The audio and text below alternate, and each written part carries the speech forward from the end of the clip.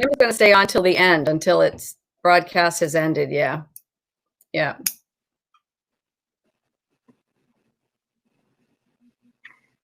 Good morning, everyone, and welcome to day 2 of the 7th annual Northern New England ALS Symposium and Expo.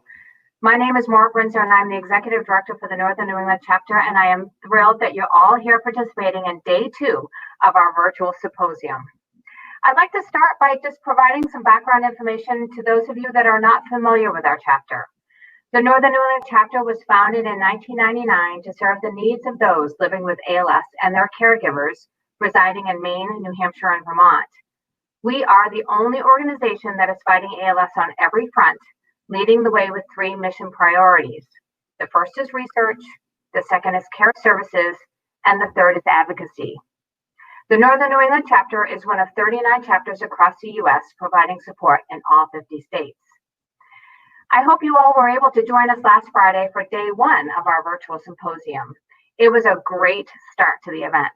Our main presenters included Dr. Sheena Chu, who is a neurologist from Massachusetts General Hospital, speaking on highlights in ALS therapy development.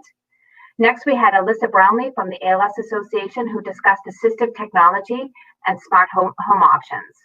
We also had Dustin Kilty sharing information about his journey with ALS. And lastly, we had Cynthia Konaki, also from the ALS Association, presenting on respiratory challenges and options in ALS. The feedback that we received from day 1 was phenomenal, and I suspect today will be just as great.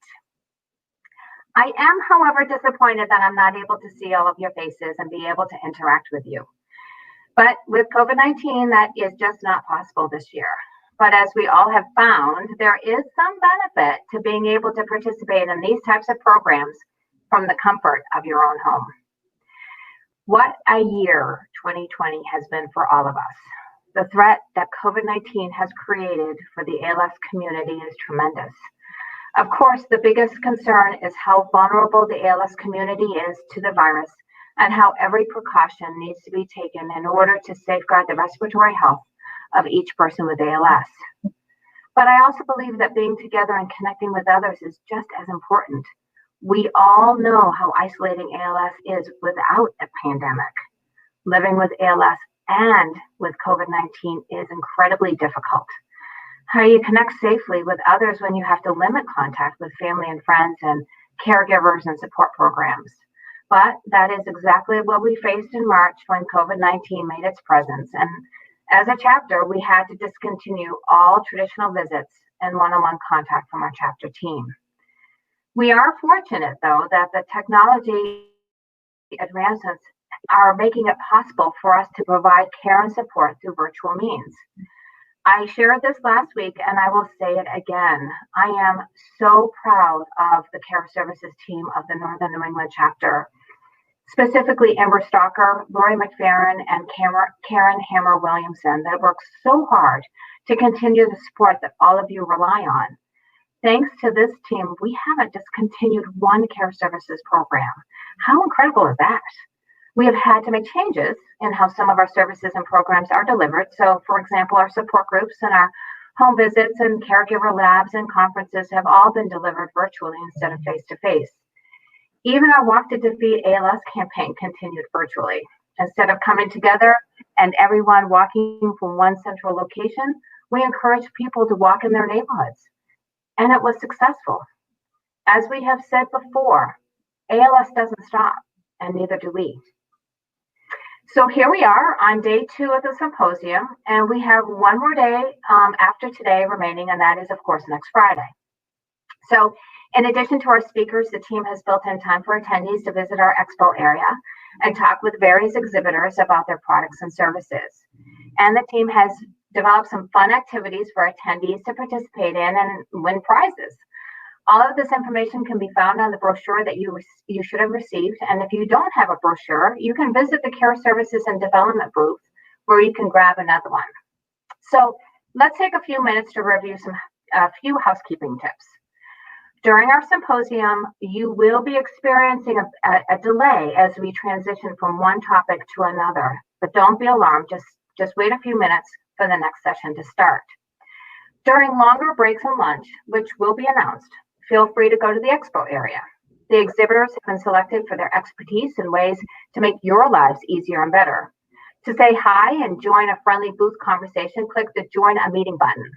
Not only do you earn game points, but you will also receive great info that will help you or maybe a friend or family member.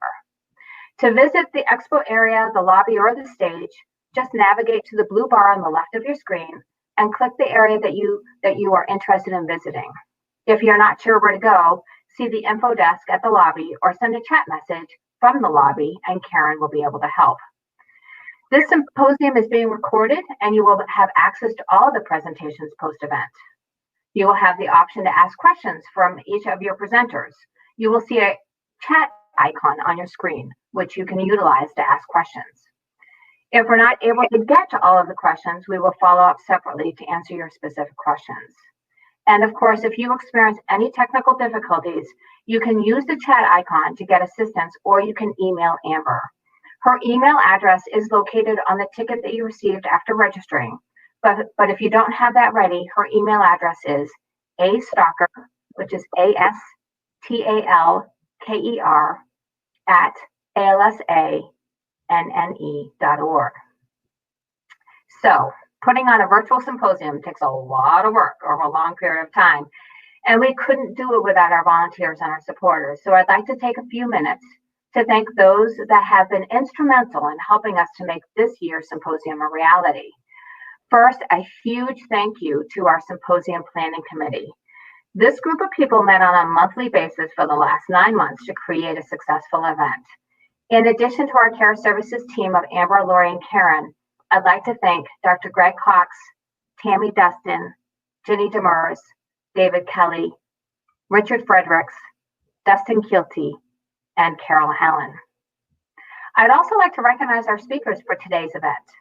We have Dr. Brian Traynor, who is a neurologist and senior investigator at the National Institute on Aging and adjunct faculty at Johns Hopkins University. We also have Brenda Schroeder, who is filling in for Sarah Savard that is unable to attend today's symposium due to a conflict. Brenda is a registered nurse at Midcoast Neurology and Midcoast ALS Clinic. David Doan is president and CEO of Mission Possible and is a person living with ALS in Maine. And Jill Johanning is a Maine licensed architect at Alpha One. Lastly, I want to thank our sponsors. So our presenting sponsor again this year is Heron & Smith. Our gold level sponsor is Control Bionics. Our silver level sponsor is Kennebec Pharmacy and Home Care, sponsoring Brenda Schroeder's presentation on symptom management.